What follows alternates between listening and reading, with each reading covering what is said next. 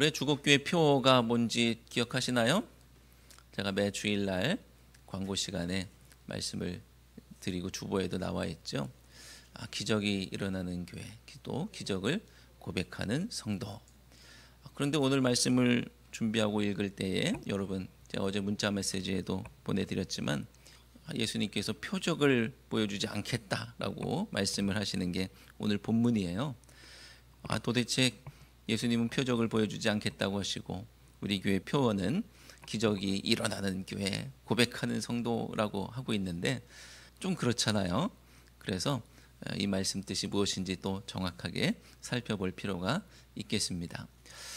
예수님이 오늘 말씀에서 표적을 보여주지 않는다라고 말씀하셨는데 이런 말씀을 보니까 또 생각나는 영화가 있어요. 저는 이제 영화를 볼 때 보고서 또 특별한 감동을 받거나 은혜를 받았을 때에 기독교 영화만 아니더라도 은혜 받는 영화들이 있죠.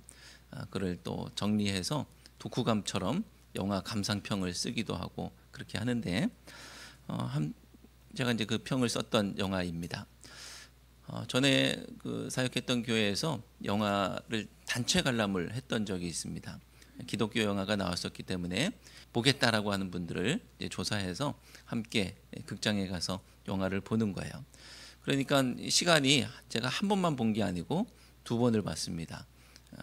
기회가 이제 성도들이 볼 수 있는 기회가 여러 두기 때문에 첫 번째 인솔에서 보고 또 두 번째 인솔에서 보고 그랬어요.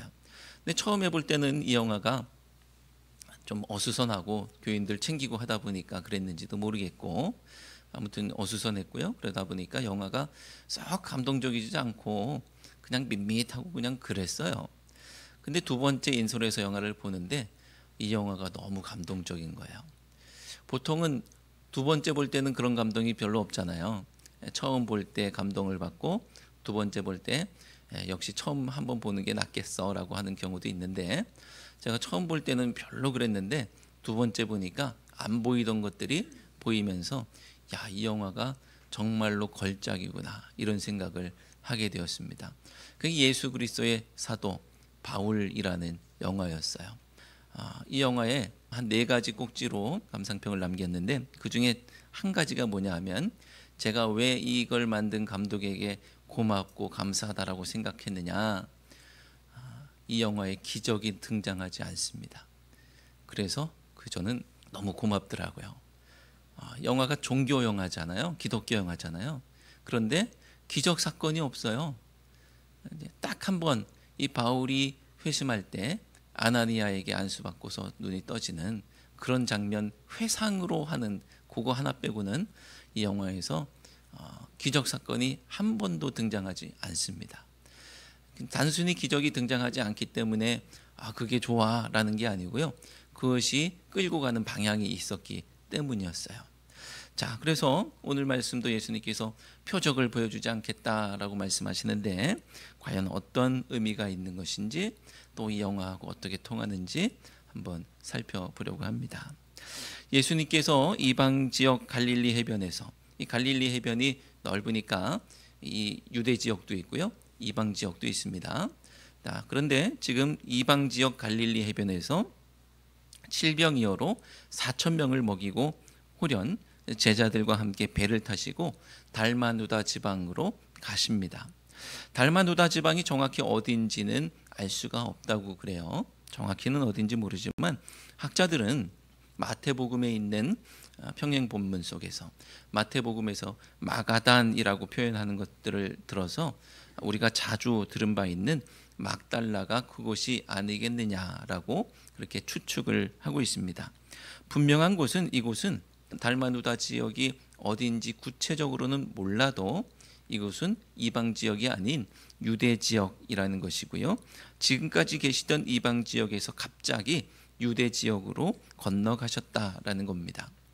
자, 유대 지역 달마누다 지방에 이르셨을 때에 예수님 앞에 나온 사람들이 있습니다. 이방 지역에서는 못 보던 사람이 이 유대 지역으로 넘어오니까 그 전에 보던 사람들이 또 등장했어요. 누구냐 하면 바리새인들입니다. 바리새인들이 예수님 앞에 나올 때마다 좋은 의도일까요? 나쁜 의도를 가지고 나왔을까요? 보통은 좋은 의도로 나온 적이 없죠. 당장 예수님께서 이방 지역으로 떠나시기 전에 이 정결 논쟁을 하셨었죠. 정결 논쟁을 부추겼던 것도 바리새인들입니다. 예수님의 제자들이 부정한 손으로 떡 먹는 것을 본 바리새인들이 논쟁을 걸어왔던 거예요. 이 사람들이 누구냐 하면 3장 말씀에서 예수님께서 안식일에 회당에서 한쪽 손 마른 사람을 고치셨을 때에 예수님을 죽이기로 작정했던 사람들입니다. 그 사람들이 그냥 단순히 트집만 잡는 게 아니고요, 죽이기로 작정하고서 예수님 앞에 달려드는 거예요. 자, 그러니 바리새인들이 나타났을 때 우리는 긴장하게 됩니다. 오늘은 또 어떤 꼬투리를 잡을 것인가, 또 오늘은 또 무슨 트집을 잡을 것인가 걱정하게 되죠. 그들은 단지 예수님 때문에 내 마음이 좀 그냥 불편해, 이 정도가 아니고요, 그것을 뛰어넘어서 실질적으로 예수님의 목숨을 위협하고 있는 것이고, 그렇기 때문에 바리새인들과 만나는 것은 어떻게 보면 살떨리는 일인 것입니다.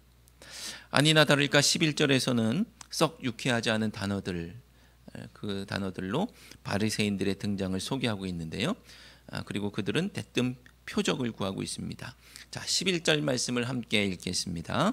바리새인들이 나와서 예수를 힐난하며 그를 시험하여 하늘로부터 오는 표적을 구하거늘. 아멘. 자, 힐난이라는 단어 속에는 트집이라는 뜻이 숨어 있고요. 시험, 힐난, 시험, 이런 단어들을 통해서 바리새인들의 의도가 어떤 것인지를 알 수가 있습니다. 그들이 요청하는 표적 또한 예수님의 뜻과는 맞지 않다는 것을 우리가 짐작하고 알게 되는 것이죠. 그러니까 예수님께서 탄식하실 수밖에 없는 것입니다. 12절 말씀을 함께 읽겠습니다.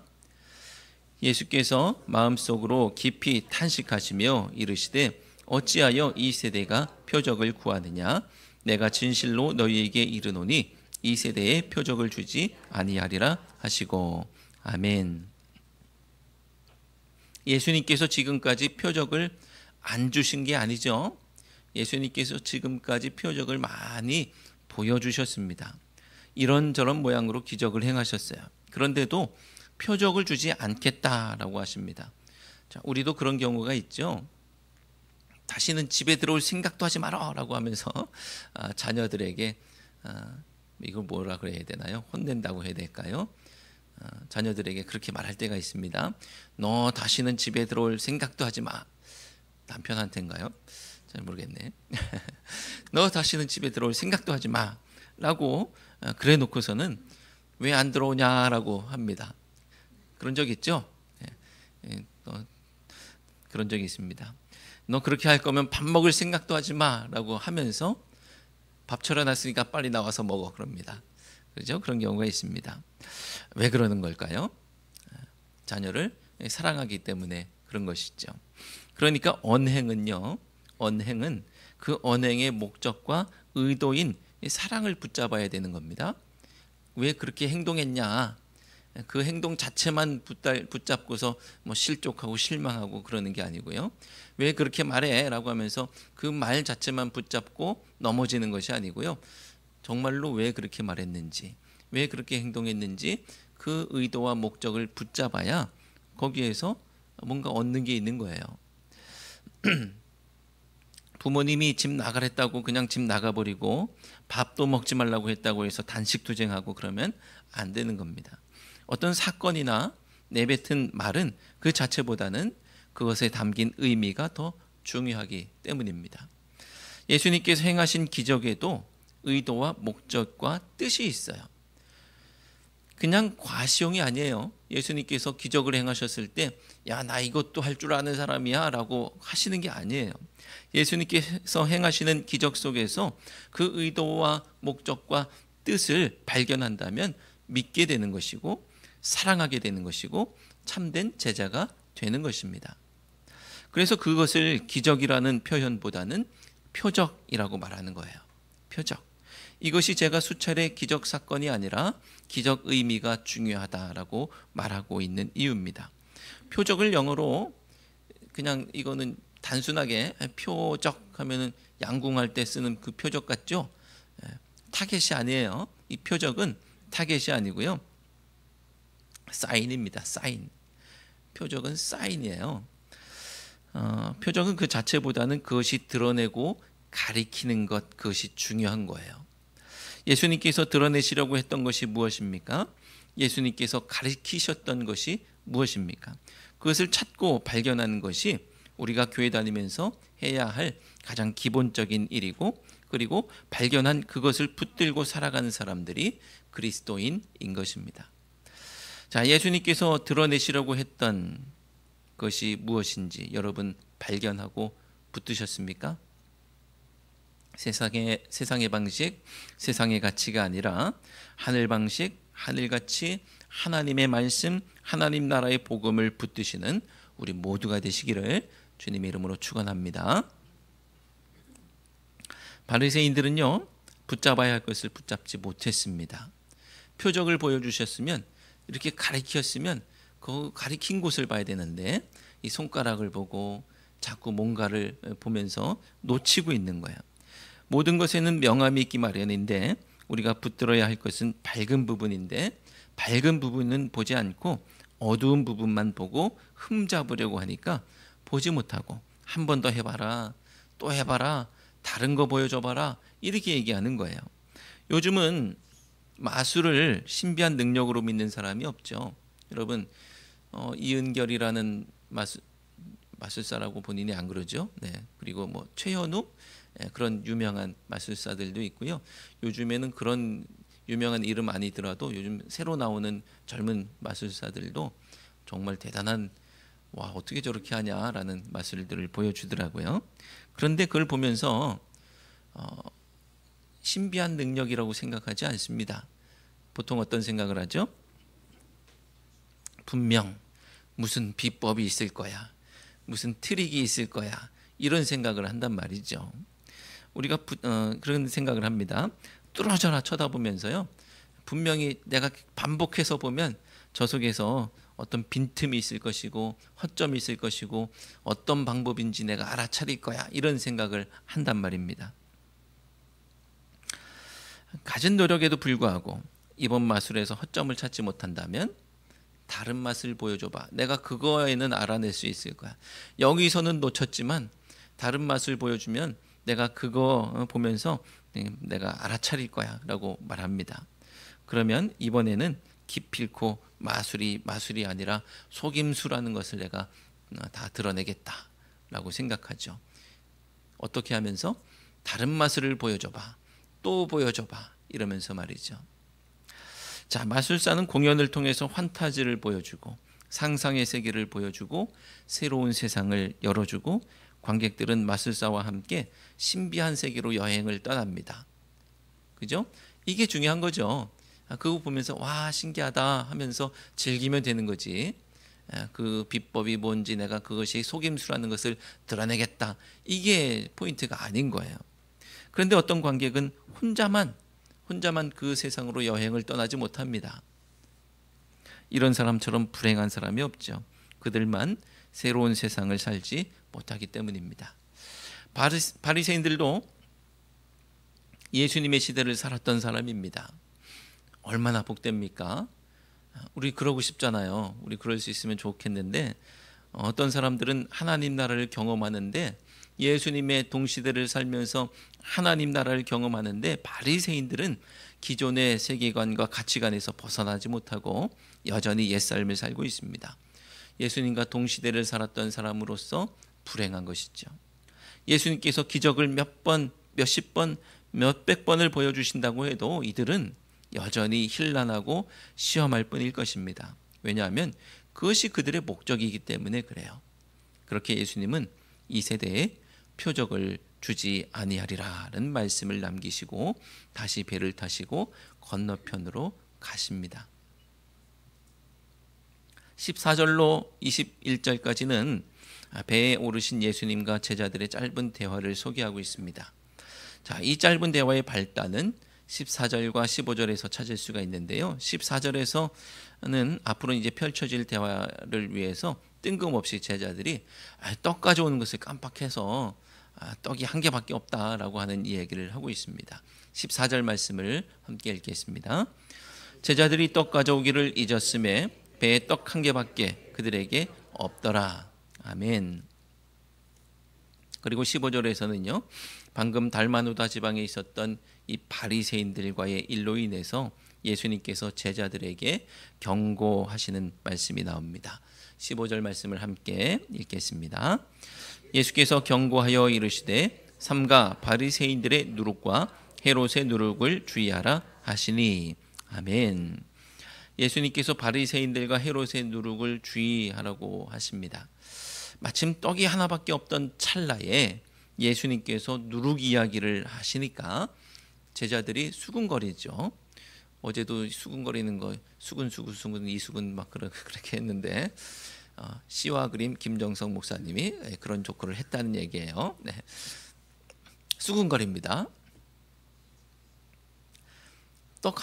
떡을 하나밖에 안 가지고 왔는데 마침 예수님께서 누룩 이야기를 하시니까 제자들이 수군거립니다. 짐작하기는 떡이 하나밖에 없으니까 누룩을 넣고서 반죽을 해서 떡을 더 만들어야 하는가 싶어서 그러는 것 같기도 합니다. 16절 말씀을 함께 읽겠습니다. 제자들이 서로 수군거리기를 이는 우리에게 떡이 없음이로다 하거늘. 아멘. 그러자 예수님께서 제자들의 대화를 알아채시고 제자들을 향해서 마음이 둔하다고 책망하십니다. 그리고 오병이어와 칠병이어 사건을 통해서 음식이 얼마나 남았는지를 질문하십니다. 그리고 제자들은 잘도 대답을 하죠. 12바구니가 남았습니다. 또 7광주리가 남았습니다. 그래요. 어제 엊그제 수련회를 하면서 청년들이 먹고 마시는 것들을 뭐 선생님들과 교회에서 준비해 주시고 바리바리 싸왔는데 제가 보니까 7광주리가 남아요. 어마어마하게 남아요. 왜 이렇게 오버해서 싸우나 싶은 그런 것들. 우리 식당이 아직 완비가 안 돼가지고 도시락을 저쪽 시흥에서 이렇게 공수를 했거든요.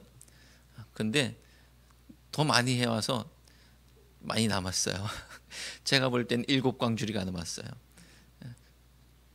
12바구니 남았으면 딱 좋았을 텐데 7광주리가 남았어요. 아무튼 제자들도 예수님께서 물어보시니까 대답을 잘했어요. 19절 20절 말씀 함께 읽어볼까요? 내가 떡 5개를 5,000명에게 떼어줄 때에 조각 몇 바구니를 거두었더냐? 이르되 12이니이다. 또 7개를 4,000명에게 떼어줄 때에 조각 또 몇 광주를 거두었더냐? 이르되 7이니이다. 아멘. 이쯤 되면요, 제자들은 무릎을 탁 쳐야 하는 겁니다.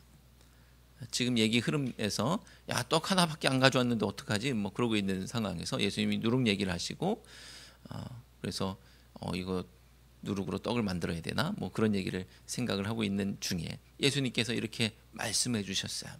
이러면 무릎을 탁 쳐야 되는데 무슨 얘기냐? 누룩이 없어도 기적이 일어난다는 거예요. 누룩이 있어야 뭐가 되는 게 아니고요. 누룩이 없어도 기적은 일어납니다. 떡이 하나밖에 없어도 기적은 일어나는 거예요. 떡이 하나밖에 없어도. 떡이 몇 개가 있느냐가 중요한 것이 아니기 때문입니다.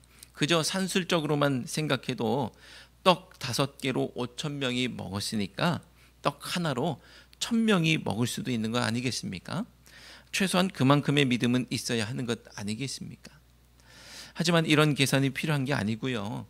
누룩이 없어도 기적이 일어난다는 것을 붙들면 되는 겁니다. 누룩이 필요한 게 아니에요. 세상은 빵을 만들 때 누룩의 기적이 있어야 한다고 생각합니다. 하지만 예수님은 누룩의 기적이 아니라 나눔의 기적을 요청하신 거예요. 너희가 먹을 것을 주라 말씀하셨잖아요. 누룩의 기적이 아니라 나눔의 기적이에요.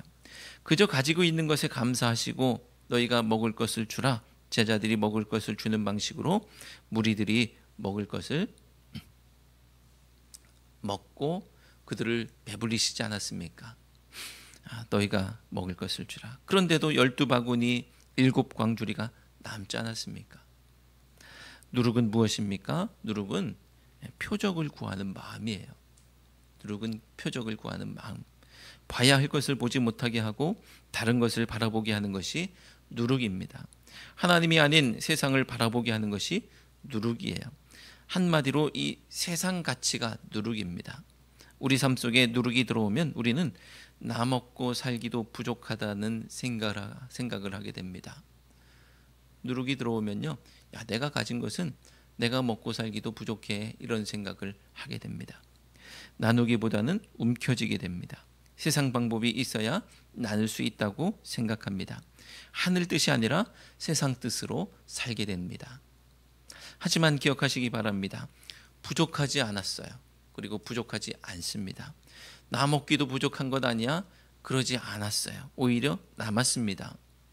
바리새인들은 이것을 깨닫지 못하고 다른 기적을 보이라고 하지만 이미 오병이어 7병이어로 충분한 표적이 되었던 거예요. 그래서 예수님은 이 세대에 표적을 주지 아니하리라라고 말씀하십니다. 그리고 예수님은 바리새인들과 헤롯의 누룩을 주의하라고 하시죠. 누룩을 주의하라는 것은 오병이어로 5,000명이 먹고도 남는 것이 기적으로 되는 일이 아니라는 것을 깨달으라는 것입니다. 너희가 먹을 것을 주라고 하신 것처럼 하나님의 말씀을 나누고 하늘 가치를 나누면 된다는 것입니다. 기적이 없어서 못 나누는 것이 아니에요. 기적이 없어서 못 나누는 것이 아니에요. 기적을 통해서 드러내고자 하는 그 의미를 깨닫지 못하기 때문에 나누지 못하는 거예요. 사랑이 없어서 나누지 못하는 것이죠. 그래서 예수님은 21절에서 다시 한번 더 아직도 깨닫지 못하느냐라고 하십니다. 함께 읽겠습니다. 이르시되 아직도 깨닫지 못하느냐 하시니라. 아멘.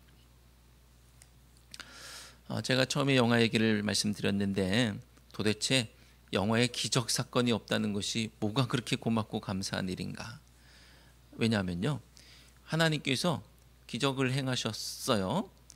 뭐 예를 들자면 병자가 있었는데요. 그 로마의 중요한 군대의 지휘관의 사령관의 딸입니다. 그 딸이 병들었어요. 아무도 못 고쳐요. 그런데 고칠 수 있는 방법이 종교 영화에서, 기독교 영화에서 아주 좋은 방법이 있잖아요. 어떻게 고쳐요? 뭐 기도했더니 나았어, 이런 거 할 수 있지 않습니까? 근데 그러지 않았어요, 영화에서. 왜냐하면 거기에서 이제 누가라는 사람을 바울이 그 사령관의 딸에게 보내거든요. 누가가 누구예요? 누가는 우리가 의사로 알고 있죠. 그죠? 의술로 고치게 되는데 그냥 의술로 고치는 게 아니고요. 이게 뭐 영화 얘기하면 길어지기 때문에 제가 쉽게 그냥 간단하게만 말씀을 드리면, 하나님이 이 영화의 기적 사건이 없는 것에 제가 왜 고맙고 감사하냐면 사람의 역할을 그 자리에 집어넣었기 때문이에요. 사람이 할 일이 있는 거예요. 제자들에게 너희가 먹을 것을 주라고 하셨던 그것이 이 영화 속에도 나오는 겁니다. 하나님이 다 해치우고 끝내시지 않았어요. 사람의 역할이 있고 사람의 책임이 있고 사람이 할 일이 있었어요. 기적 사건이 아니고요, 사랑의 사건, 나눔의 사건, 이런 것들을 영화가 말하고 있었던 것입니다. 그래서 제가 너무 고맙더라고요. 그냥 뻔한, 거기서 기적으로 병을 고쳤다 그러면요, 그냥 그렇고 그런 종교 영화, 그거 끝이에요. 하지만 사랑이 개입하는 영화가 되었고, 그래서 이 영화가 작품이 되었습니다.